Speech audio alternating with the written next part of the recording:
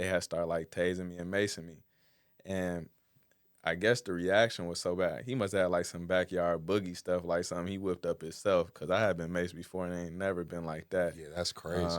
And my whole face was just tore up for like a while. But my doctor, Dr. Mike over at Life Medical Center, he hooked me up. He put me on this regimen. Shout out I Dr. think Mike. like, yeah, shout out Dr. Mike for sure. Cause my face was, man, when I tell you like every day, like it was leaking, it was peeling. I felt like the Rock Man off of Fantastic Man, I Four. know.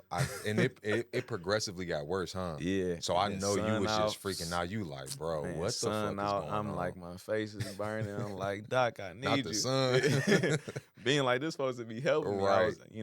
was, and I mean, I had like people trying to help me out too. I remember like even my girl at the time and some other people, they rubbing aloe vera on my face and all kind of other stuff. And, Get off everybody me. just trying to help, just trying to help out. But he had got me together. My face ended up clearing up. And then we had started the case like way later.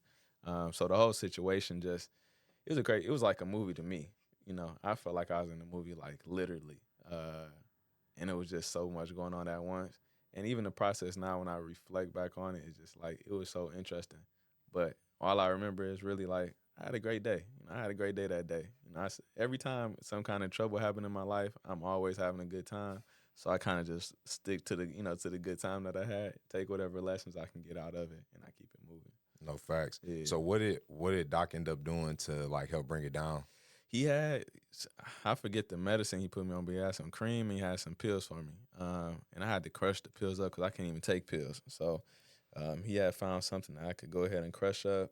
And this ointment I had to put on my face, I think probably about 2 weeks or a week, maybe even a week and a half, my face started clearing up. And I was so happy because, like, when I tell you, man, it was just every day was something. And I was going to work and had to go do all kind of other stuff, and I'm constantly running back and forth in the bathroom. Yeah, from Came that back. to this, woo! Came back. No, Yeah, that's what's up. yeah, Dr. Mike, that's one guy for sure. I seen you in the suit too. Like you Yeah. had posted something. You said your personality isn't the first thing that they see. You know what I'm saying? And it was you Yeah. dressed up in the suit and your Right. face was a little messed up or whatever. But it's Little like messed up. I'm still you're like I'm still here though, you know. Right. So it was like I just thought about like, damn, you had to still go out here taking on this. So I know that was probably tough. What would you say was the toughest part about that whole experience? Do you think it was more so dealing with the police officers and the situation, like, or the damage that was done? Just the way the situation, really just realizing, like, sometimes I'm one to say, like, you really can't control all the factors in your environment. But sometimes just, like, you got to just, like, be, like, formless and just, like, kind of just flow through the process. I think that was the tricky part, like, for me. Like, I just had to take a step back. Like, usually, like, if I ever run into, like, an issue with the police, I'm like, I'm at the court, I'm about to go heads up against the officer in front of the judge, do X, Y, and Z. This one, I kind of had to peel back a little bit, and kind of just let other people help out and kind of just follow that lead. And so, whenever you fighting like time, and you looking like at like a sentence for real, like, you be wanting to be so involved because like your life is in somebody else's hands. Absolutely. So that was like the interesting part for me, like just like sitting back and just kind of like letting people do their thing. And you trying to feed them different stuff, but you like at the end of the day, like, shoot, they just let them do their job. So I think that was tricky. Not so much the officers and all that good stuff. Because once that situation over, it was cool. I just think I probably seen them one time after that, and then I think the judge made me write them some apology letters. But I think it was just more so just yielding control to like other people to let them do their thing to make sure stuff turned out all right.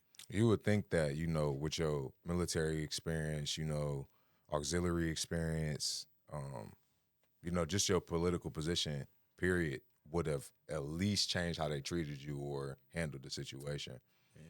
How did that change your perspective on like the justice system and the Well, I kind of already knew about some of that stuff. So, like, that was to be expected. I used to get put over by the state police all the time. I used to drive this Tahoe. I got a brand new Tahoe, tinted out windows, all kind of stuff. I used to go to the Capitol in, like, sweats. So, I used to get put over. I used to carry around this little black leather duffel bag. He used to pull me over and want to search the car. Like I used to get harassed by the police, so I was already kind of familiar with like a lot of that stuff. So it's not you can get as much credentials as you want to, but at the end of the day, you really dealing with somebody heads up. Like they really just looking at you. They already got agendas and stuff out here. People do. So as much as you want to look the right part, be the right part, sound right, it's it's always up to this other person. What are they gonna do? Because sometimes you just gotta respect people's positions, let them do what they want to do. You know, so that's just the reality we live in, and it's something we got to work on and figure out how do we kind of disrupt that system. But it's all operating how it's supposed to. So you just have to respect it and then figure out how do you navigate inside of it until something else comes along. Now, being in a situation like that, because some of that stuff was on the news. Yeah. What did you learn, like, as far as how to deal with situations like that in the public eye? Yeah. Well, I mean, I just kind of let it, like I was saying, it's like a movie. Like I was just sitting back, kind of just watching it. I wanted to be more involved. I would have liked to, do some more interviews and stuff like that, but I was instructed to like not do different things. So I kind of was just sitting back watching it all play out, and I just learned that, especially with media. And I think Malcolm X talked about. I mean, all kind of people talk about it before, but with media. What's the word, y'all? It's RRTheGod tapping in with y'all. Y'all just got done watching a snippet of the God Pod. I appreciate y'all for watching and staying tuned. If you would like to see the full episode, make sure y'all head over to legacythewave.net or my Instagram subscriptions or YouTube subscriptions.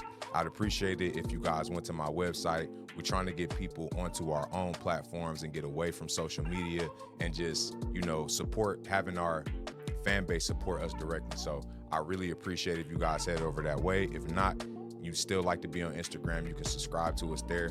Also, drop some comments, like, subscribe, and if you like to see any specific guests on the podcast, be sure to comment below.